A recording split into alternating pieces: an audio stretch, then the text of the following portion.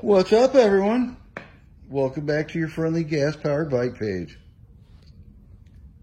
Today, I'm going to start off by saying I'm just a little bit more than pissed. As you can see in the video, the Can't See change is back. You know, when I first started these couple bikes, didn't think much about them, thought they were a nice bike. For some reason, they're turning out to be my omen. Got a little rant here about the quality of the motors, etc., etc. So, let's get to it. Now, my personal story goes as such. I've been building these bikes for the past 8 to 10 years. Through those 8 to 10 years, I've improved Achilles heels on these bikes. I started out by just helping a couple people out that were having problems. As I don't know, repaired or helped them with their problems, I noticed things that could be improved. So through time, I made the improvements I could possibly make to help people have less problems. Which is, you know, how things are supposed to be. If you see somebody having some problems, try to help them out so they don't have any problems.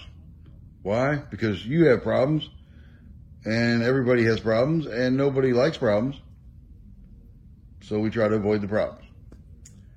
But anyway, when these little engine kits first started out, they always used the little, I do believe, 4mm studs for the engine to mount to the frame. They worked fine. If you kept an eye on them, made sure they were all snug and tight. But if they got a little loose, and you didn't catch it in time, they would break on you. Either break off in the engine itself or just break in general, and you got to fix that, etc., etc. So if you've been around these things for as long as I have, you understand what I'm talking about.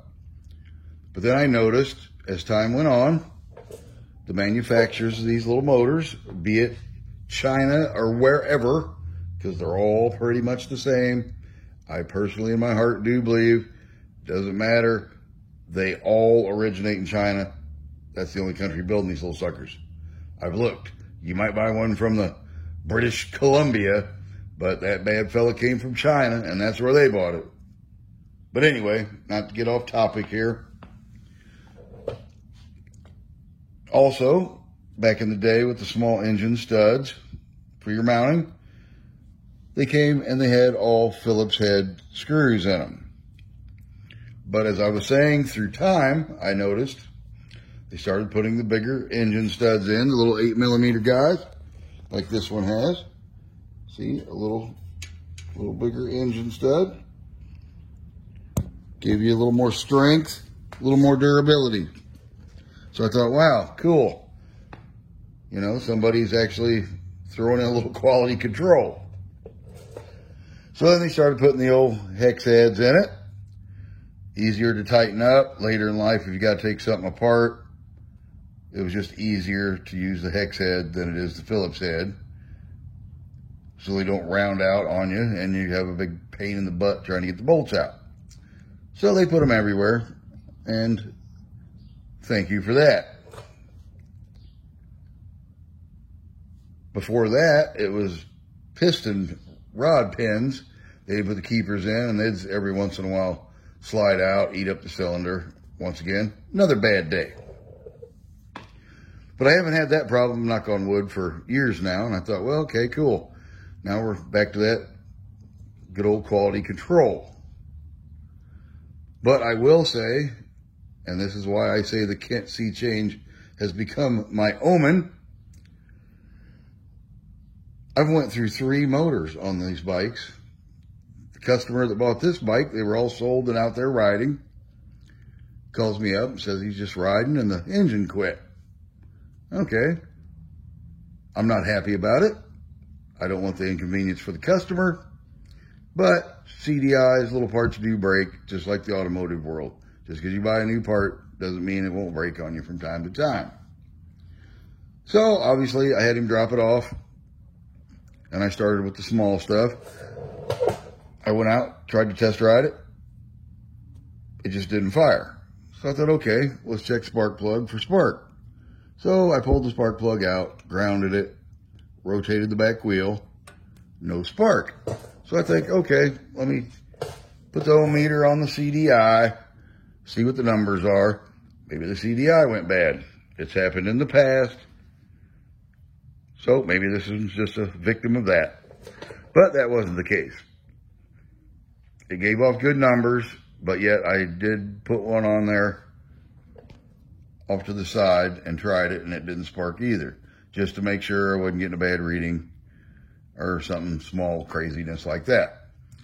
So I thought, okay, magnetos hardly ever die, or at least in my personal opinion.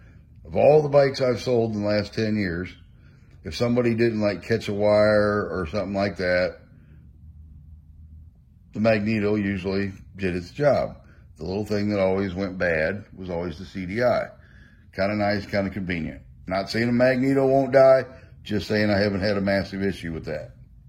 Till lately. So anyway, as you can see, I put the bike on the rack here.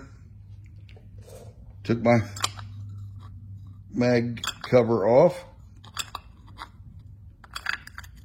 And then just like in a past video, another person had that problem.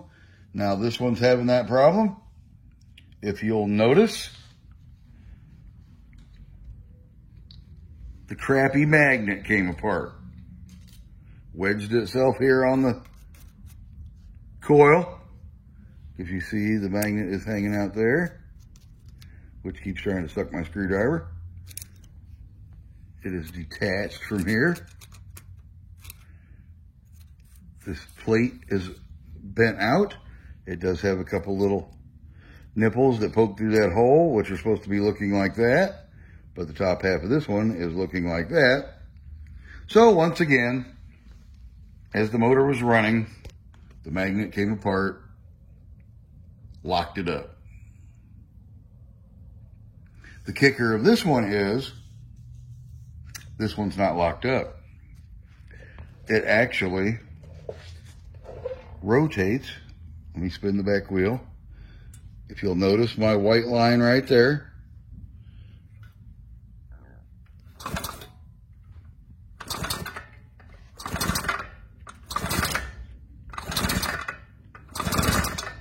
notice what's not happening? Broke the end of the crankshaft. The wheel's turning. The piston's going up and down.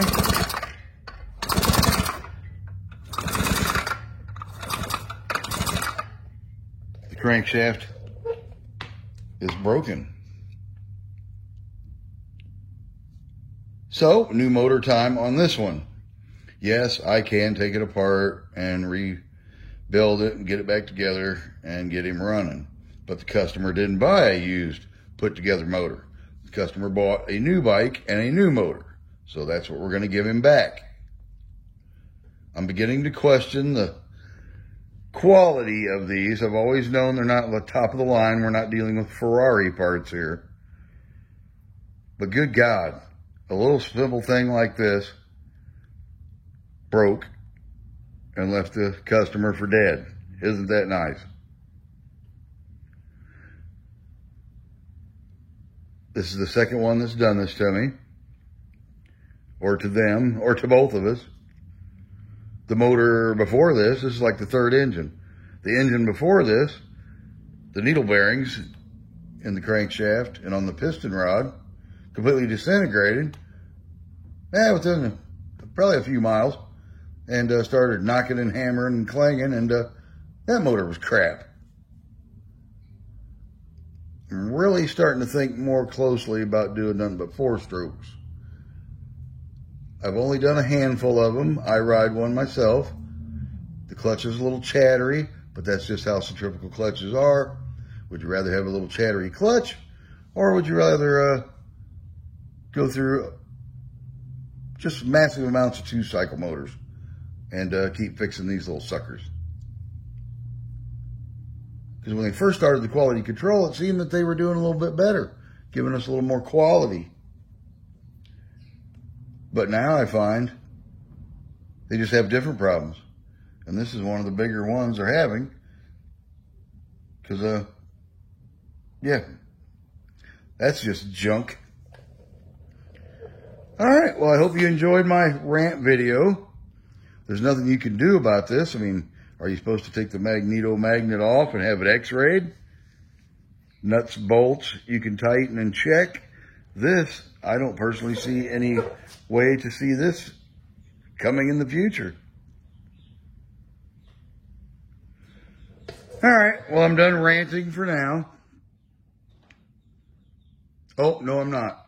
I have one little tidbit else I'd like to share. I am replacing this engine. Naturally, I'm not going to the same company that I used, because I had another company that I used all the time, and they were always forthcoming. And if I had a problem with the engine due to manufacturing flaws, much like this one, they would always exchange it. But then they got a little more difficult, a little more pointing the finger like somebody else did something. And I can understand that to an extent. But this is obvious. The customer did not open the door, pry the metal plate off of his magnet, and then go out and ride it, so the motor would blow up. That just doesn't even make common sense in any way, shape, or form. So I went to another company, and this is the result I get for that company. I'm not going to mention names, but if this keeps happening, and if I keep doing these, I'm going to start naming names, because I don't want this to happen to somebody else. You spend your hard-earned money, get your bike up and going, and the end result is the parts fall apart. All right, I'm going to quit complaining about this and get this over with, get this bike fixed. I want the customer happy. That's why I started doing these things on the side. I want to give somebody at least a piece of quality. If you're riding a motorized bike, there's no reason you shouldn't at least have a little quality in it. But if they keep sending you crap parts, there's nothing you can do about the quality. You're not manufacturing the engine. You're just using it. Okay, I'm done now. Time to move on.